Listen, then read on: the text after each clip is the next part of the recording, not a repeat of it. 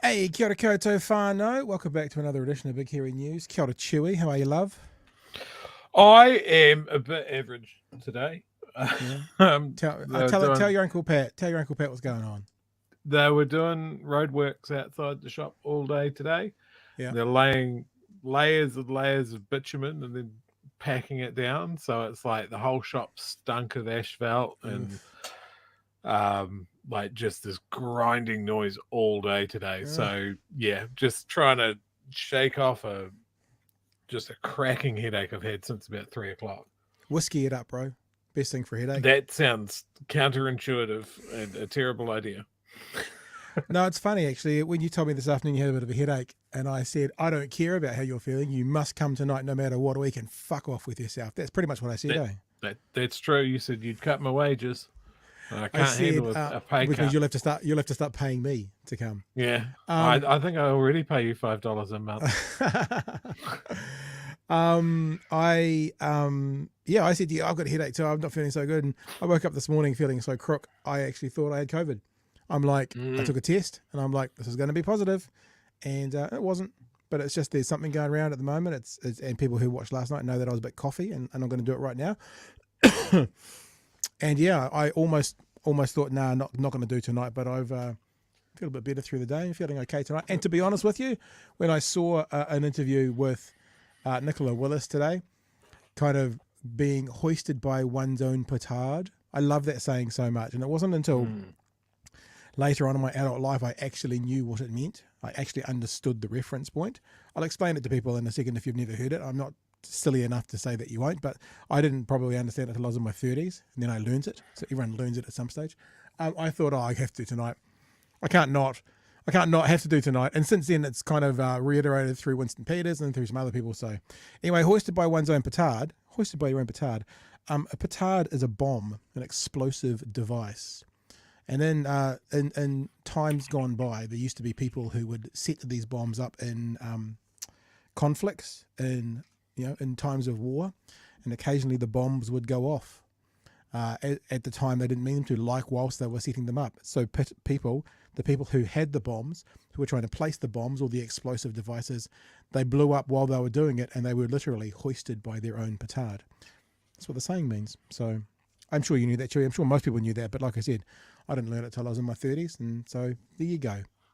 So yeah, Nicola Willis certainly was, and it's given the old National Party yet another dilemma, Chewy. Another one that they have to figure out.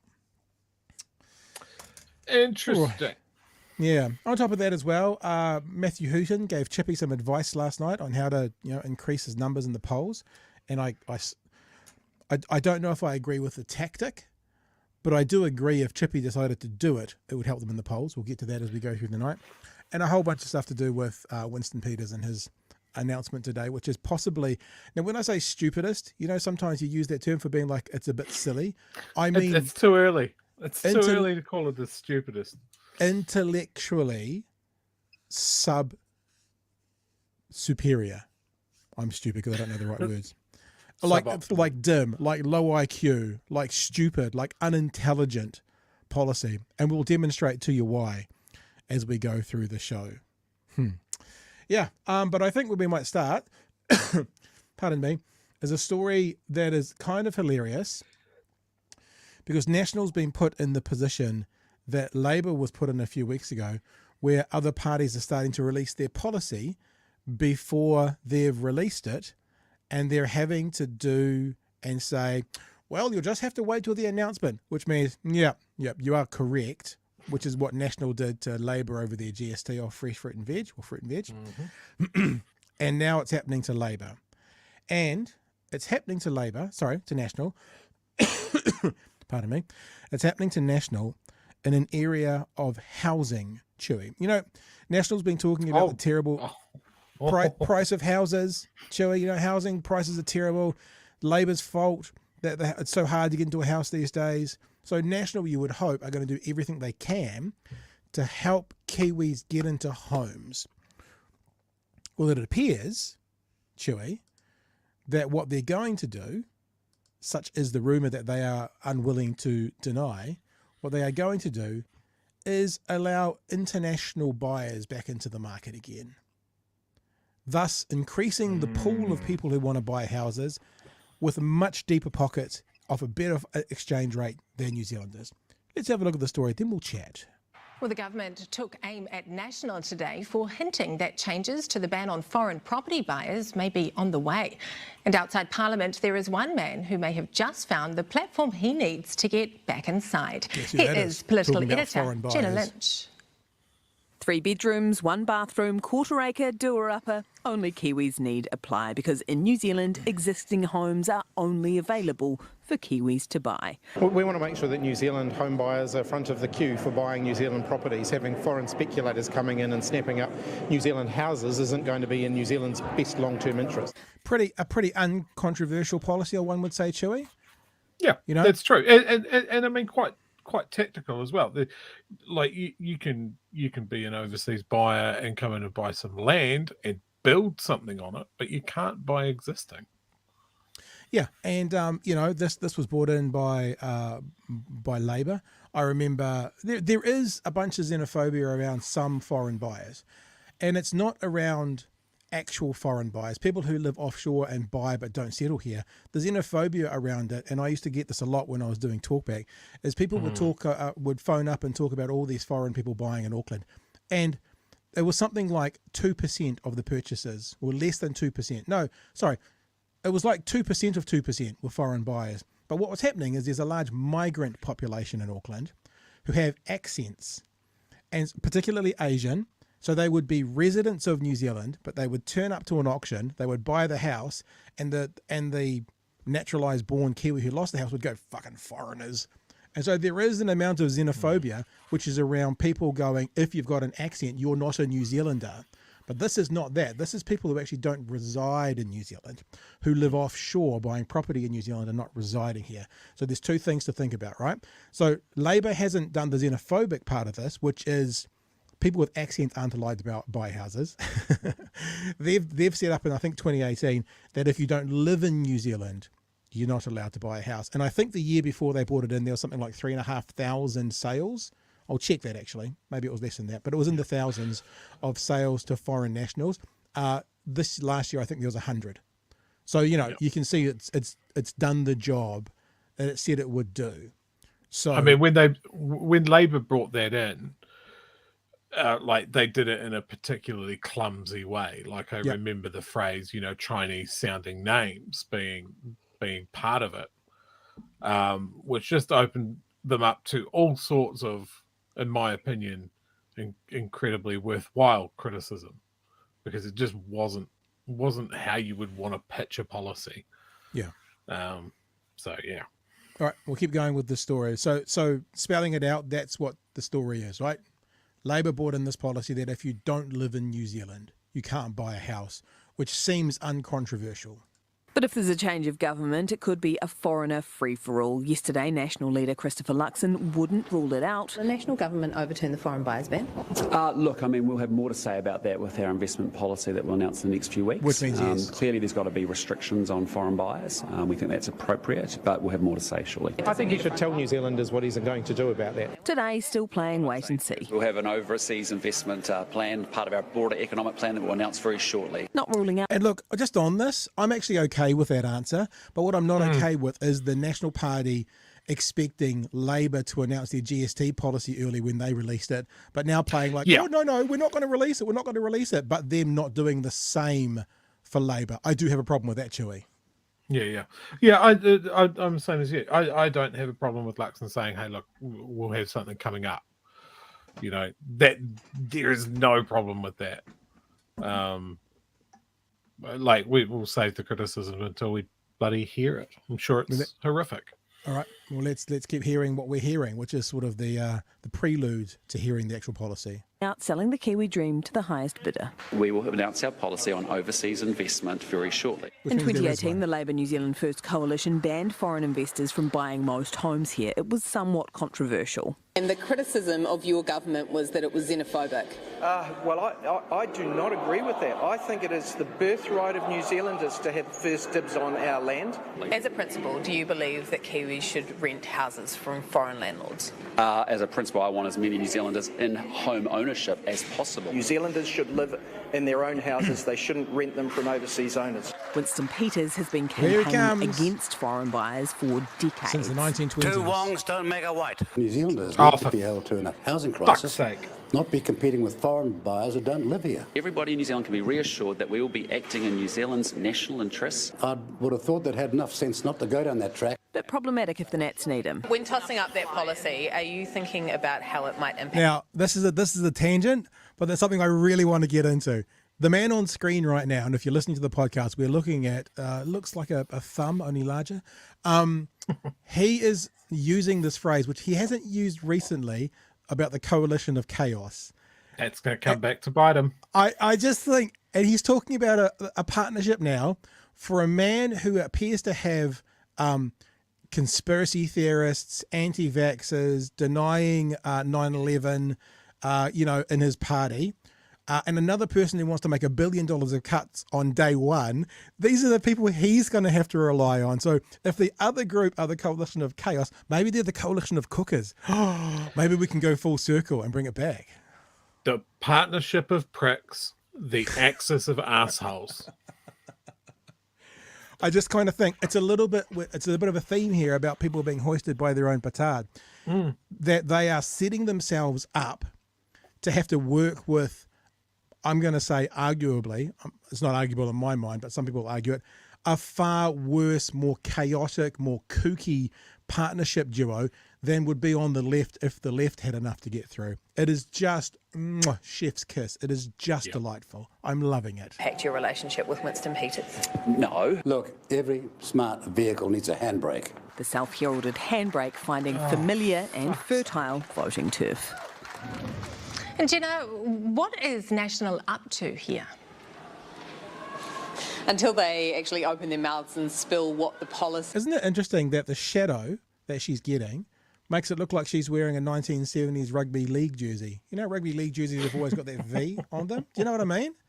And it's just the shadow from wherever the lighting is. No offence taken, not mocking. I'm just saying that's what it makes it look like. Is going to be, it's a little bit hard to say, but if they were to reverse this foreign buyers ban, the government says that would be irreversible. We couldn't put the ban back on because of the implications it would have for our trade agreements. By not ruling this out, Christopher Luxon has opened the door on an old debate that was pretty well settled. No one was really talking about it, but he's also potentially opened the door for Winston Peters to come barnstorming back on through. Peters built his firebrand on this stuff. It is the name of his party, New Zealand First. He thrives on protectionist sentiment. So not only is National not ruling out forming a government with Winston Peters, but potentially handing him a platform, a party whose platform thus far has been on the fringes, today releasing a gender policy around who can use public bathrooms, but Luxon, intentionally or not,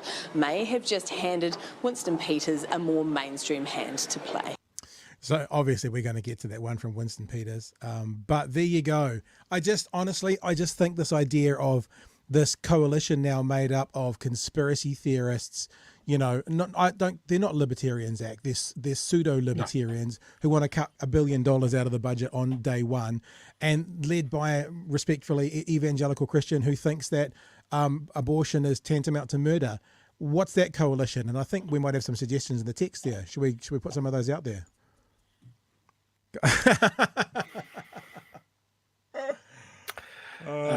Yep. There's a U missing. It's cuts. That's all there is. Just one single U. Yeah, it's definitely cuts. Yeah. Definitely nothing else. We got a coalition of crooks. But from a marketing point of view, you kind of want to jazz that up a little bit. Swap the K's out. K for K. You mean K for cats? Is that So we're swapping it the out. K for cat. Yeah. Coalition of cookers. Yeah. Can I just acknowledge as well? Just two wongs don't make a white. I do think not to defend him, but I do think that was obviously historic footage that hasn't been. No, it was. Yeah. Okay. But it's still the same person. Yeah, for sure. Like, how can this guy still be hanging around when he got on a stage and said that in front of a crowd and cameras, and we're talking about him coming back in? Like, just, I despise Winston for this sort of shit. And National today has given him two things that he will definitely build audience on. That's the first one, the housing one, because even if they're not going to do it, Luxon not ruling it out or in, whichever is the correct way, Luxon not saying, no, we're not going to change that, has given him fodder for the next 2 or 3 weeks. And as we heard last night, this is the time that people make their minds up, right, for the next 2 or 3 weeks to go on and on and on and on against foreign investment. So they've given him that. And when we get to the gender conversation where Nicola Willis was hoisted by her own petard, by trying to have a foot in both camps, not servicing the audience that they are starting to build as their voters, and not actually going the other way and denouncing it all. They've given him foothold to drag all those people out of National who wanted her to confirm that only biological women should use toilets. And then also these Democracy New Zealand voters and stuff will all be seeing Winston now as a possibility, and they could be moving that way. So two things today. National has given Winston more of a foothold than he was starting to build. Both parties have, like, every day that they don't rule him out as a coalition partner is the more that he will grow in power. And yet people will forget that Winston is only there for Winston. He doesn't care about the views of the voters that put him there. Once he's in there, get fucked. He'll never listen to you again. Because he's there. That's the goal. Memories like goldfish. Any of the Trumps, I said any of the Trumps, I was just reading Peter's comment, he's younger than Trump. Yeah, we'll see. Any of the texts we want to get up there, because we are going to move on to Chippy getting advice from Matthew Hooton next. That's our next conversation. Let's move on. Yep. Winston first. Yeah, Winston Jay first. says, if National Act and New Zealand First parties throw a coalition party, I'm going to throw a going away fiesta.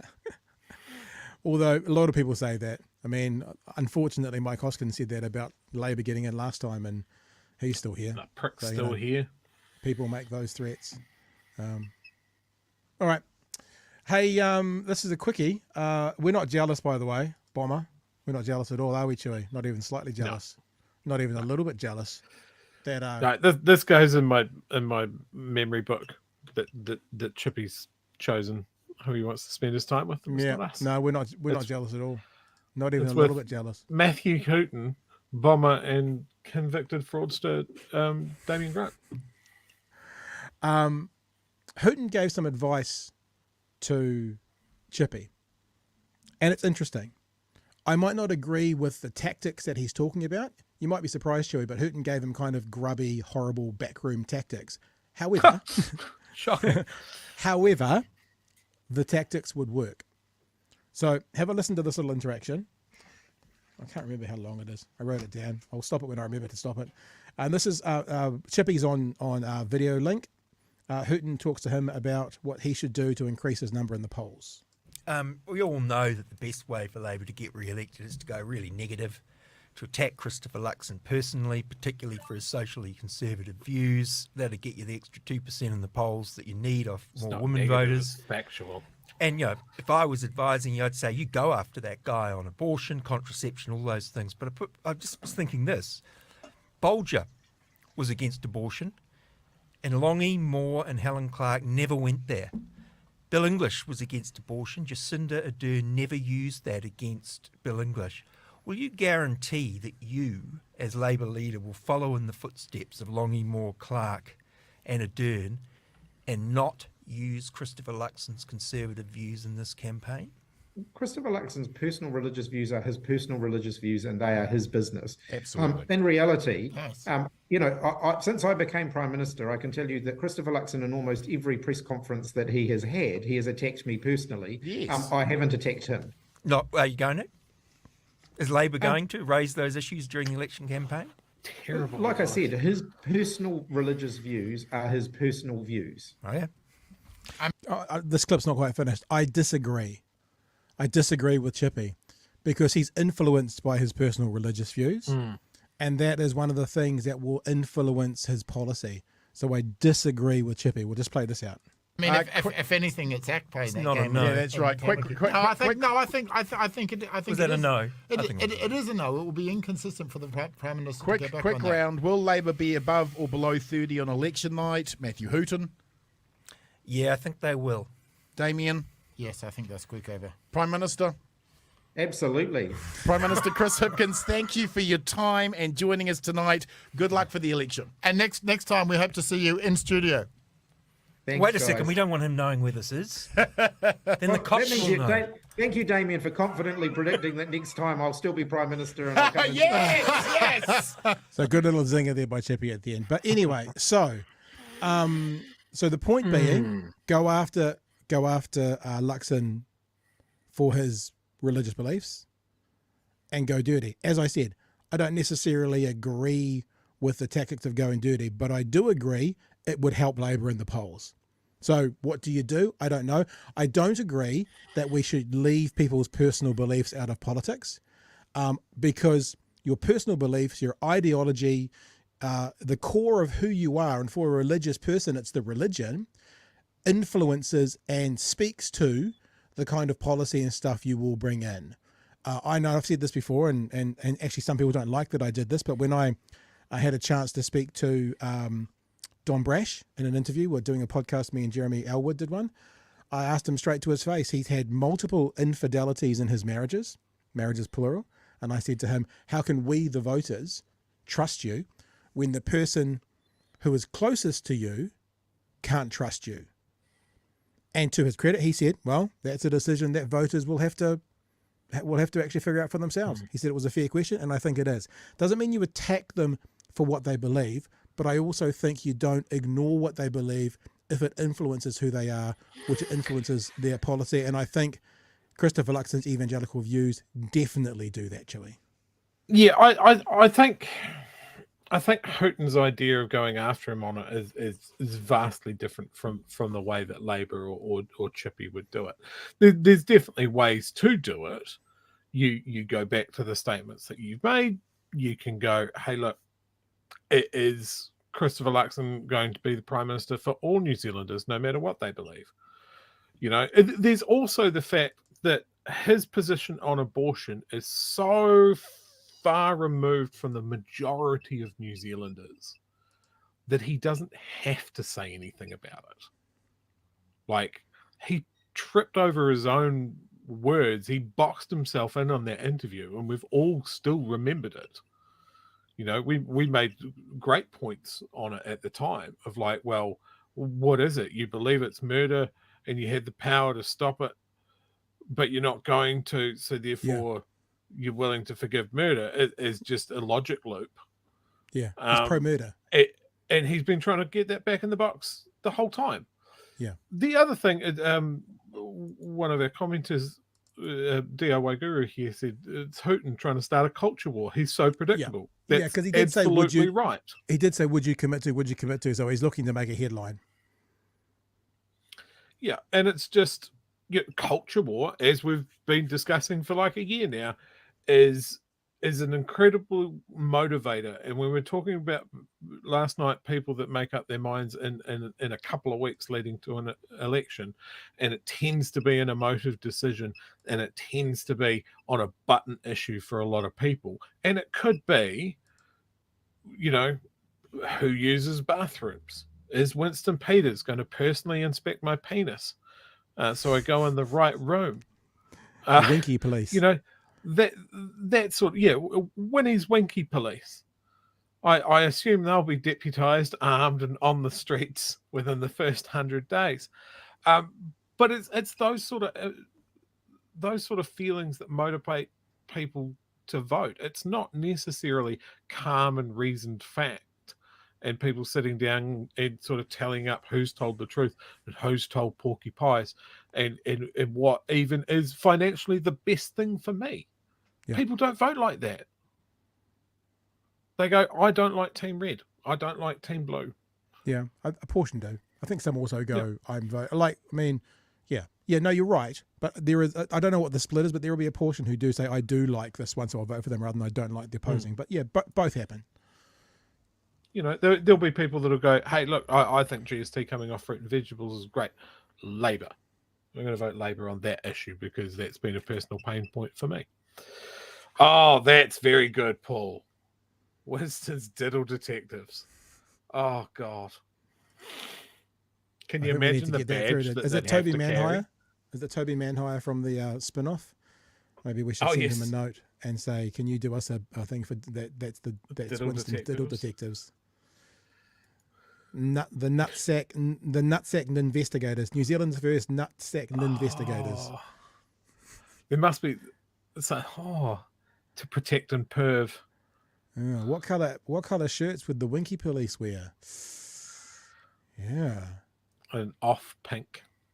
Off pink. Maybe it would start kind of pinkish at the bottom, and it would go to kind of up around here, around the head, a purplish head or something, kind of pink through a purpley head.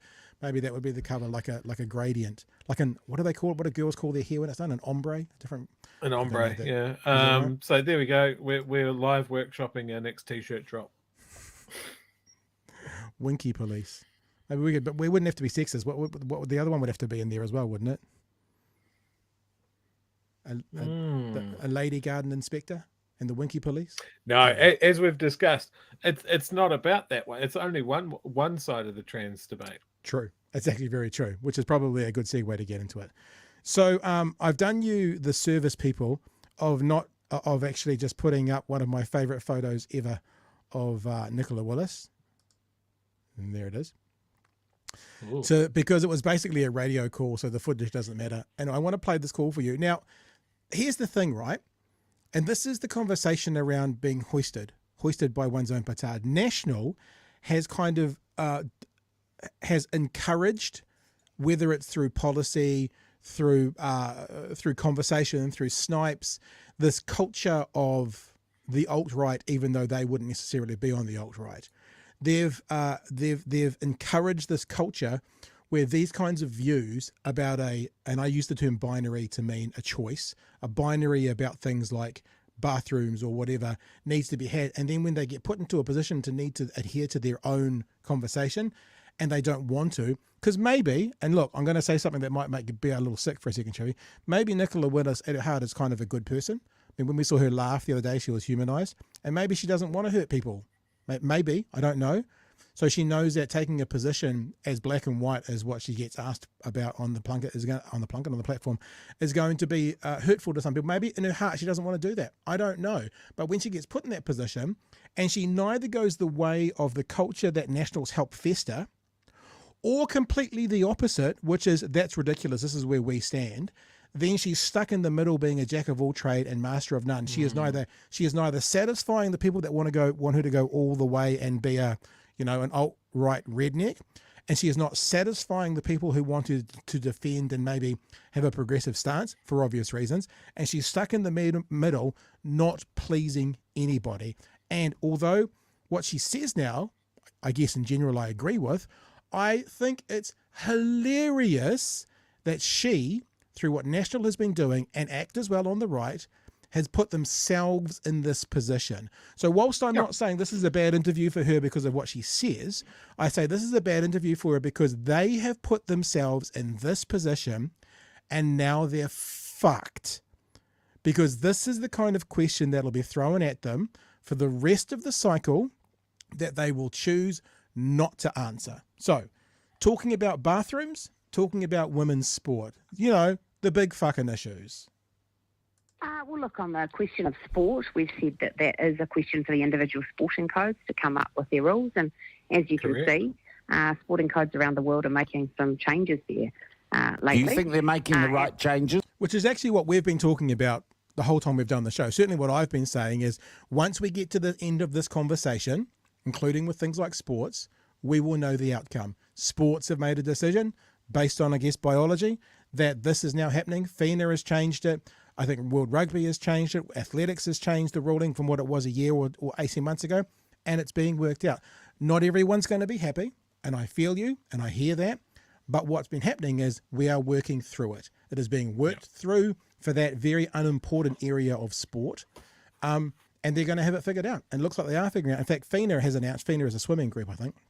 Is it FINA that announced that? I could be wrong. Oh, maybe it was FINA. Have announced that there's going to be like another open class. So there is going to be a way for transgender athletes who may have a physical advantage actually to compete in the sport they love and want to be a part of, and to potentially make it fairer for everybody. And ultimately, I guess that seems like an okay outcome, Chewy. So, you know, what she's saying, as you said, the sports are deciding and they're figuring it out and they're going to get to a conclusion. Now, what happens in society will also be getting figured out as we go through and we get to the end of this conversation. We are mid-conversation, and then we'll figure it out. So, do you want to say anything before I keep going with this call? Just to point out that this is the deputy leader of one of the bigger parties of New Zealand stooping to go on the platform.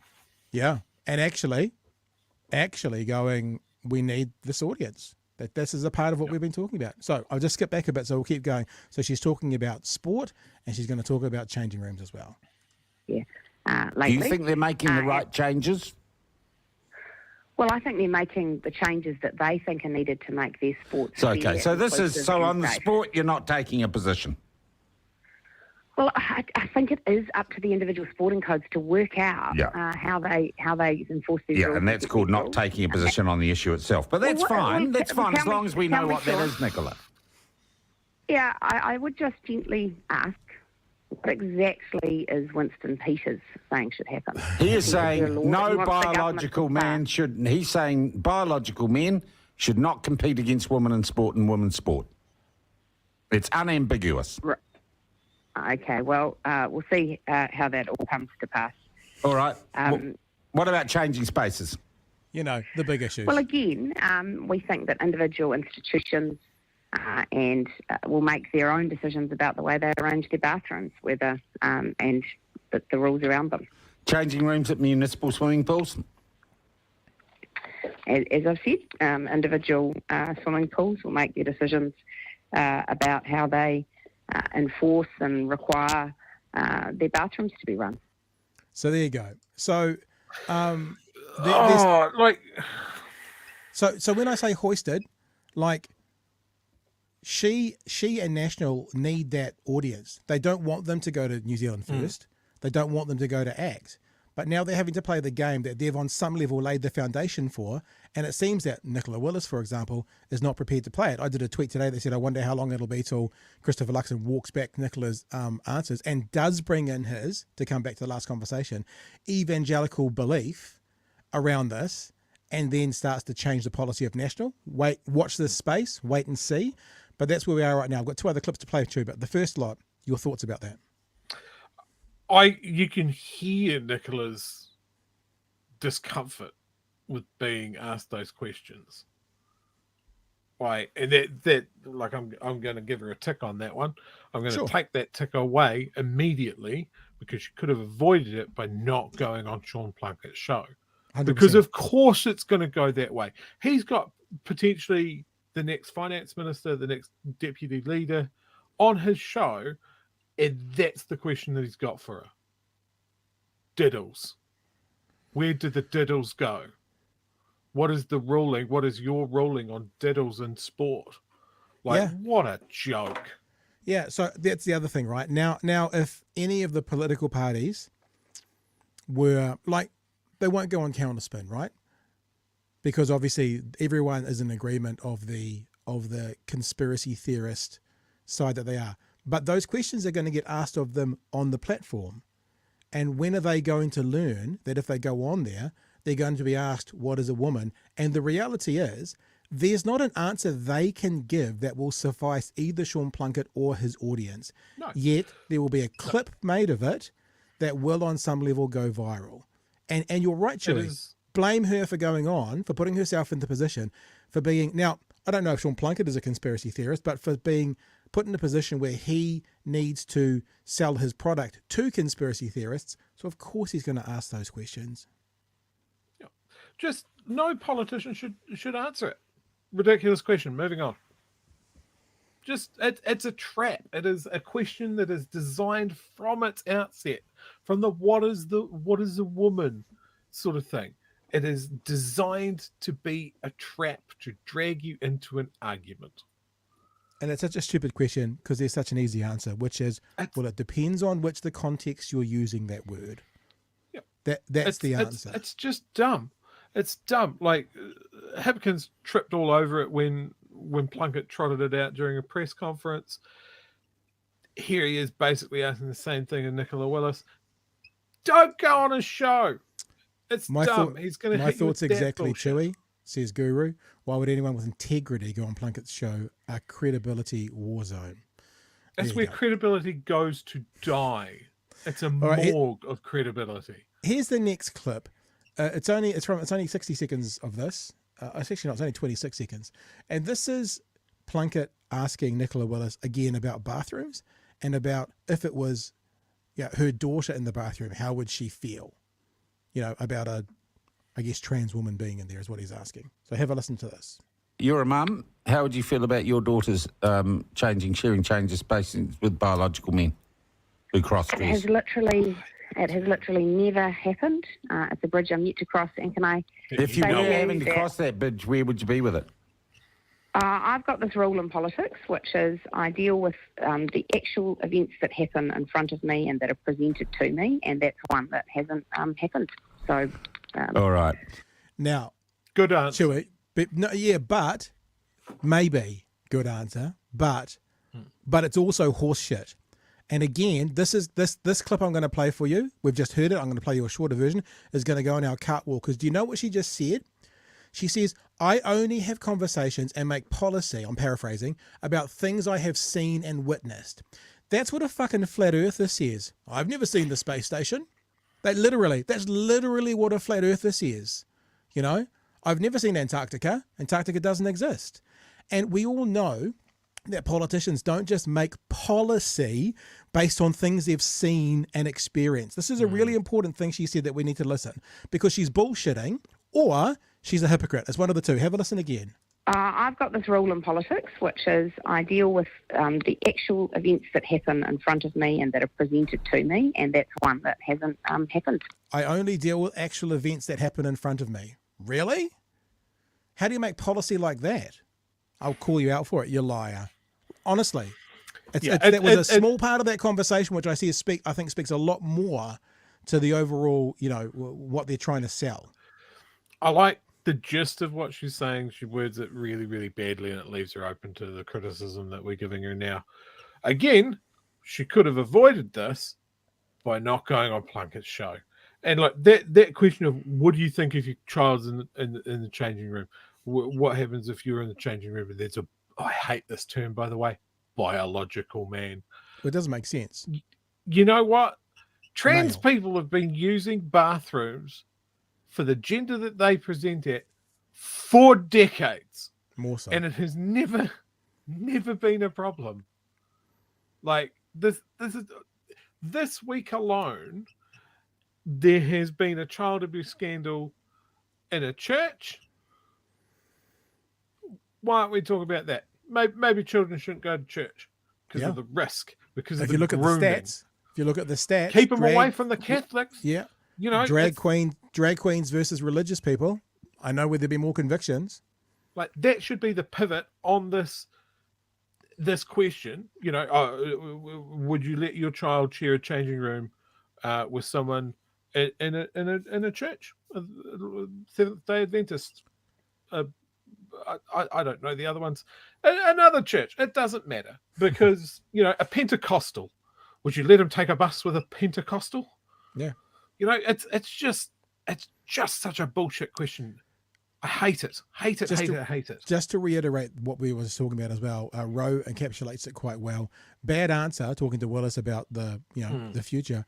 Are all policies based on reactions rather than planning the future? So if you're planning for the future, it can't be something that's happening in front of you by definition. So, you know, I mean, maybe give her some credit that she was just trying to get out of an awkward conversation. But again, Chippy, will come to your point. She had the power not to be in that conversation. And future politicians now know that without question, that even if they're, let's say, Plunkett aligned, i.e. on the right, they're going to get it. He's basically burning down the house. And you know what I reckon? All right. Shall I give you a little bit of a conspiracy theory now from myself? I think you're fucking going to. Let's go. So we've been talking about, I think we've mentioned the platform once before, haven't we, Chewy? Did we do one story on them like a year and a half ago or something? I think so. Yeah, we're definitely not obsessed. No. We're not obsessed. But we have information from sources behind the scenes, you know, within the industry about how much money they're burning through and the Right Family Foundation being a bit iffy with them. We also said right at the start when they launched that Plunkett's got a dilemma. He either gives in to the conspiracy theorists and makes them his audience, or he has to move away from them and he's going to lose them and then have to find a way to remonetize a new audience. Now, business mummy and daddy told him to move away from them. But I don't know if you've noticed, Chewy, but in the last wee while, thanks to me having to see it in my fucking YouTube algorithm, he started going back to them. And I wonder, this is my conspiracy, this is me just wondering if business mummy and daddy have said they're pulling away from him and he does need to find an audience now, so he's going back to the conspiracy theorists. That's what I wonder. Yep. That's what I wonder. Yep, That's absolutely. Just don't go on his damn show. Nobody should. Let's go now on to the next part of the story, which is sort of the first part of the story, but it's the next part of the story. So very quickly, of course, Winston Peters, whose clip we played a couple of nights ago, maybe last night, that the whole thing about, you know, men and women and bathrooms and da-da-da-da-da-da. So today he's actually announced a policy. So old Winnie has made it into a policy on Twitter. Policy announcement, no men in women's spaces or sports. If you'd like to read this for yourself, you can go to Winston's page. But I'll just read you a bit of a salient point from the middle. Point 1, this is what he says. And remember, if it's a policy, words are important. Public bathrooms and changing rooms, we will pass legislation to ensure that all new public organisations that provide publicly used facilities, including in areas of sport, education, so that's schools, or commercially, must provide separate, clearly demarcated unisex and single-sex bathrooms. So there's also a cost thing. They're going to have 3 lots of bathrooms now, male, female, and unisex.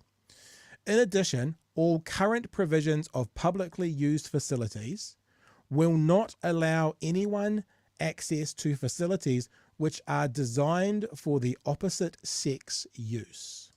Idiot. So remember, words are important. So the facility will not allow anyone access to facilities which are designed for the opposite sex use. Now, I'm not going to use terminology here to offend anybody, but to kind of speak in the way that his listeners would understand. That means people who were born female now have to use the female's bathroom, right? Because that's what it says. That's the sex. Sex is female. So people who were born female now by law under Winston must use female bathrooms like these people. So these people now must use female bathrooms. And this is where I get really wound up. There are trans men that look like me. There you go. And this is what that person there must use female bathroom under his law. Dude looks more manly than I do. This is the thing. When they talk about enforcing these bathroom rules, I'll tell you where this ends up. It ends up with vicious assaults. It puts people's lives at risk. Like it's already happening in the States. We spoke about someone using the bathroom for their gender at birth, but they don't physically present as that. They walked into the women's bathroom looking like a man. They were hauled out, beaten, and the cops called, and then that person was arrested. That's in America, so any interaction with the police, depending on your melanin levels, could be a death sentence. And it's the same both ways. You know, a female presenting person walking into the men's toilets. What do you think is going to happen? Do you mean like this? So under Winston's exactly. rule, this person here now must use the quote-unquote men's, right? These people, under Winston's law, now have to use the men's bathroom, the male bathroom. Yep. So I think if you say, and I'll actually show you how people's brains explode when you say this, because I did this on Twitter today, and the responses are very, very interesting. To say that this person here, for example, now has to use the women's bathroom, please fucking mainstream media, do your job. Get some photos, put them in front of Winston's face, and you say, so you want this person to now have to use the female bathroom? And he'll go, no, that's a man. Uh-huh. That's the point, you dumb fuck. I love this because these anti-trans people will go, you can always tell. And when that is put to the test, they are always wrong. I remember someone putting up a picture of a young Sigourney Weaver and the person going, well, that's clearly a trans person. You know? It's just, they're always wrong. Some people can pass, some people can't. Check out this. It doesn't matter.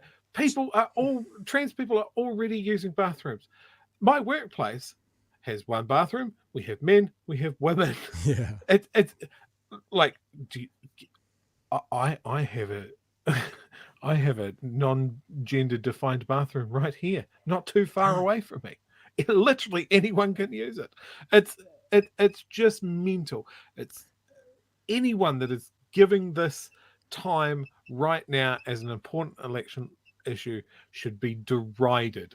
They should be run out of town on a rail for indulging in this fucking bullshit. There's so much going on in the world right now that is way, way more important. Talk about that. Have a look at this terrifying motherfucker. Oh, yeah, this one's, I don't know who this one is. This is a little problematic if people know who I'm just saying what he looks like. He is. Yeah. Just saying what he looks like. That person has to walk into the female bathroom. Has to. By law under Winston. Has to. So the reason it's unintelligent, even apart from being transphobic, right? Forget that. It's like, and the thing is, people are worried about penises. I don't want to freak you out too much, but trans men, if they want, can have penises. So that doesn't stop penises from being in female changing rooms. Because trans men can have penises should they want to through surgery and stuff. So where are we at now? You've still got penises in women's changing rooms. You've got people who the world over would say are present as men. What have you achieved other than shitting on a minority again and punching down, Chewy? Yeah. I would have more respect for someone to come in and go, right, there's enough of this stupid bullshit about this argument. Vote me King of New Zealand, whatever. I'm going to solve this issue. I'm going to nationalize all bathrooms. No, all bathrooms have to be cubicles. All of them. No urinals. Just go in a little box, do your business, carry on with your life, leave everyone else the fuck alone. Just a big room with cubicles in. Speaking of urinals, I think Planner Walk jumped onto my Twitter today and made that point. Are you aware in the women's bathrooms there are no urinals? So where are you seeing this alleged terrifying penis anyway from a trans woman? They are only stalls at the moment. What's the problem? As a man, when was the last time you saw a dick that wasn't yours in a bathroom? Yeah, it's true. I don't go looking. So I want to put this up, and again, I guess, what do you say? Trigger warning. There's some, a few rough comments on my Twitter feed today, but I just wanted to show you how they don't get it. They just don't get it. Not at So all. I put this up today, just a few images of the humans that would be legally required to use female changing rooms should Winston Peters' new law come in, right? Put those photos up that I just showed. And, just straight up, it's not the women that transition to men that are the problem. No, that's what we're saying. Why isn't it for both parts? Like Winston hasn't come out saying if you were born male and you look like a female, you have to stay in the male bathroom, because that's not what they're trying to do. And so what? Like, they just don't get it. Like, the whole point is to stop, they think, having big scary men in women's bathrooms. You mean like that? And it goes on and on and on. I get called a groomer. I take that as a badge of honor, actually. That's pretty amazing. And then, people talking about, I haven't actually seen all of these, so more have come in. People think it's not the gotcha that you think it is. I think it is. I think it's exactly the gotcha that I think it is. Sorry, dude. Do you know why you're getting a lot more now, Pat? Eh? Do you know why you're getting a lot more now? Why? Different time zone. What's the and then time people in the coming UK out. at the moment? People are coming out saying they're not strong enough to some offensive words in there. The people just didn't even understand the point. They didn't even get. No. What they thought was that these people shouldn't be in the women's room. It's like, but no, you don't get it. Winston is saying that the people I just showed should be in the female changing room because they were born female at birth. Yeah, they want to come back. They want to come back to the violent act. The violent act that they think is going to happen. Now, you can go two ways. We're not talking about the violent act. We're talking about how people present and how you would make a judgment. And then you come in and go, well, they're a biological woman, and they'd never be able to overpower a real biological man. I don't know, dude. Some of those photos up there, they look plenty fucking strong. Well, I mean, I would if you pick want that fight. If you want to get down to it as well, is they're also full of testosterone. And actually, I know a couple of guys in their 50s who are on T because their testosterone was lower, and their sex drive is through the roof, they keep telling me. So now you've got people who were born female who have massive amounts of testosterone in their system going into women's bathrooms. And you little conservatives are concerned about, about people coming into the bathroom that may do something to the women, quote unquote, women in that bathroom. And you're putting in the bathroom people who are hopped up on testosterone. I'm not saying that trans men would do that, but what I'm saying is there's a logical fallacy to your desire, because if you thought that these people were scary and dangerous, by your definition, you could be putting more scary, more dangerous people in there. They're not scary, they're not dangerous, to make that clear. But you know what I'm saying, Chewy? They might be more ready to go because they're hopped up on testosterone. I'm losing testosterone. These people are getting massive amounts more in their system. We've seen this argument as well, right? People weren't comfortable with gay people in the bathroom. I've never been assaulted by a gay man in a bathroom. People just want to do number ones and number twos and get the fuck out. Or number threes. Nobody. What's a number? I don't want to know what a number three is. And don't Google it. No, I'm not going to. It sounds acrobatic. So anyway, the last thing I want to finish with, and we don't really need to do this because I think it's obvious how ridiculous the conversation is this idea about, how do you actually define the genders? And, the conservatives will constantly talk about what is a woman. There was a beautiful thing that came out. It's been out for quite a long time. It's been out for a few months now, where one of their priests tried to define what a chair was, and he couldn't define what a chair was because he said a chair is a seat built for one person to sit on. Right? That was his definition of a chair. However, as the conservatives always say, well, what does the dictionary say? That's not what the dictionary says a chair is. So you've just proven that words have different meaning for different people. A chair is a piece of furniture for one person to sit on. Chairs have a back and four legs. So the definition he gave wasn't complete. The actual dictionary definition is very different from what was said. He gave a partial definition, not a full definition. And we all know that words are fluid. Like if you say to someone, Chewy, what does base mean? They'll say, it's the bottom of something. Young people today use base meaning cool, meaning excellent. My generation, what does choice mean? well, choice means when you're selecting between two or more things. No, choice means good. So we use words differently. Words aren't always used in society as they're reflected in the dictionary. Gender terms at the moment aren't being used in society necessarily how they're reflected in the dictionary. We know that happens. What's the problem? I saw that Anne Hathaway today says she doesn't want to get called Anne anymore. She wants to get called Annie. That's her original name, but she changed it to Anne because of SAG reasons back when she was doing, kid stuff. And she wants to get called Annie. I hope all those conservatives that come out against the trans community and people wanted to change their names are going to now go after Anne Hathaway because she wants to fucking change her name. And she's Anne Hathaway. How dare you change your name to Annie Hathaway? We know you as Anne Hathaway. We're not going to budge on that. Of course they won't, because they're hypocrites and it's not the way they function. Can any of us really define what an Anne Hathaway is? My definition is probably Princess Bride. That's mine. Oh, not Princess Bride. Princess Diaries. Sorry, that's my definition. Anyway, I'm kind of done for the night. What are we doing in the chat? Anything?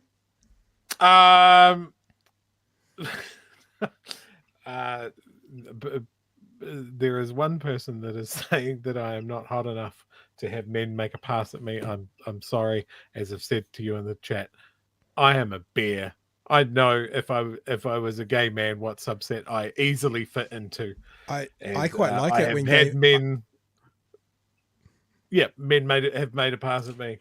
Yep. And as I said, all caps just now, I'm a fucking catch. It's always it's happened to me several times. It's always a great compliment, because I always think about gay men being pickier and kind of tidier, and like wanting the best in life, but more so than our scraggly, revolting kind of heteronormative quirks. I always find it quite a compliment. It's happened several times, but I think it's the beer thing as well, and it's happened more since I've lost a lot of weight as well, actually. I do like when you see gay men and you just go, oh my God, they're so much more put together, the cleaner, tidier, better, more well dressed. I'm so glad that they've decided to go for their own team. Otherwise, there'd be no women left for the rest of us. No women that will just settle. They're agreeing with you. We'll all be happy to wake up next to Chewy. Slay. So what does slay mean? What does that word mean? Because the dictionary definition of it is very different from how it gets used in society. I just think this is going to fucking murder someone. We should report him. I just think this is the whole thing that's so ridiculous about this conversation is that, and I've been saying this for a long time, and this people who are in the community may not agree with me. Now, we may have someone from the community coming on tomorrow night. We'll wait and see what happens with there. You forgot the three dots of, isn't there supposed to be three drips as well, is that I've always said that this debate mostly is a language debate, because we are in a progression right now as to what society is going to decide what those words mean. It'll be no different from in the 1930s, 40s and 50s when the word gay started to change, and there were some people that said, no, gay is always going to mean happy. In the dictionary it says happy. Or when Mount Taranaki changed from Mount Egmont, those people always saying it's always going to be Mount Egmont to me, and those people all die. And then the rest of us go Mount. When do you have someone refer to it as Mount Egmont these days? Mount Taranaki. So there you go. It ends up being a transitional process, pardon the pun, and we are transitioning words right now. We'll get to the end of the journey. It's kind of happening with sport. We'll get to the end of the language journey in society, and we will know. And that's why if someone asks you that question, the answer is, well, it depends what you mean by the context, because we use words differently in society. In the dictionary, it says adult human female. In society, people can identify themselves as that. In the dictionary, it says base means the bottom of a structure. But in society, we can use that to mean good. In the dictionary, it says the word choice means to select between two or more things. But here in New Zealand, we say choice for meaning good. Does that mean saying choice for meaning good is wrong? Doesn't say it in the dictionary. Doesn't mean it's wrong. No, of course it doesn't. That's where we're at right now in this conversation. And then when we get to the end of it, I suspect what's going to happen, Chewy, is the meaning of woman will change in the Oxford English Dictionary at some stage. And then all those people who are putting it up as, what the dictionary says, they'll all say, oh, the dictionary's gone woke. We ignore the dictionary now. But hang on. If you use that as the yardstick for so long, when it changes, it would be hypocritical to stop using it as the yardstick, wouldn't it? All I can say is this argument is the same argument we've been having for decades. The target just moves. Yeah, it was the gay community, and then we all had a big old. We all had a big old fight about it, and we decided it was stupid, and we've moved on. And like in my lifetime, the attitude to the gay community has changed massively. Yes, there's still bigots and fuckwits out there that'll go on and on and on about it, but the vast majority of people that I meet they don't care, and I mean that in the nicest way. It's not a reason to judge someone. And we will get past this as well, and these people that are causing this issue, Sean Plunkett will leave in the dust. Like, this is such an irrelevant conversation, and I do feel for the trans community for having to weather this. I've spoken about it before, the fatigue that they have with this conversation, where their existence is called into question, where they're constantly having to compute what are the consequences if the wrong person gets into government and does something like this. Do I have to get an ID to use the right toilet? You know, it's that sort of stuff. You know, we might debate it at a more, you know, at an objective level with a bit of distance. These people in that community, they have to exist in that space. And I can't even imagine what that would be like. How about that question? I like that question. What does ChatGPT say? Shall I show you? That's a good point. Yeah, go on. ChatGPT is well ahead of the dictionary. So there's quite a long definition, right? It does talk about the biological sex, etc., etc. And then it says, however, and goes into conversations around gender. And I'll just read the summary. So while a woman can be understood from a biological perspective, it's equally important to consider the broader context of gender identity and the diversity of experiences that people have related to their gender. The AI has spoken. I just think that's the way the dictionary will go at some stage, and then all of those, you know, Matt Walsh sycophants won't have that to fall back on. I just imagine you putting that in and you getting an answer like, it doesn't matter. You are all meat to me. All right. Thanks, team. Good show tonight. Actually, it wasn't too bad, Chewy. Did you get through okay? Headache's not too bad? Oh, my usual rage headache whenever we discuss this, but I think my coughing fit got to peak cough last night, because it hasn't been. I've had a couple of little ones, but it hasn't been too bad tonight. So I think that's pretty good, and I think that means that I probably will be here tomorrow night, and we may have a guest with us. I won't tease who it is in case she's unavailable, but she's someone who may be able to speak to this conversation on a far more eloquent and informed way than we certainly can, us a couple of dumbasses. Well, I'm a dumbass. Chewy's much better looking than me and much more beer-like, but you know. All right, you taking the dog for a walk? I am, because as soon as I say my usual sign off, she'll be staring at me going, now you can stop being boring, play with me.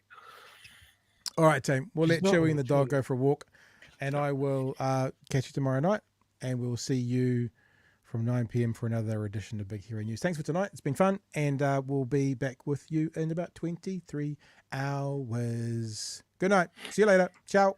Cheers, folks.